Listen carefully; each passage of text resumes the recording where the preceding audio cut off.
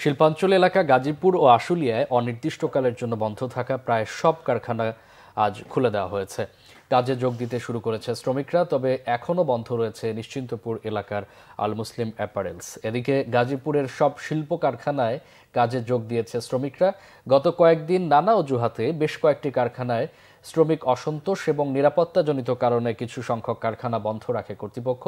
শুক্রবার সন্ধ্যায় আশুলিয়ায় হামিম গ্রুপের কারখানায় মালিক, বিজিএমইএ ও স্থানীয় রাজনৈতিক নেতাদের এক বৈঠকের পর কারখানা খোলার সিদ্ধান্ত নেওয়া হয়।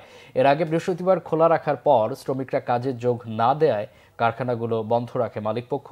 বন্ধ কারখানা খুলে দেওয়ার দাবিতে সকালে কিছু শ্রমিক কারখানার সামনে গেলেও গার্মেন্টস খুলে না দেওয়ায় তারা ফিরে যান।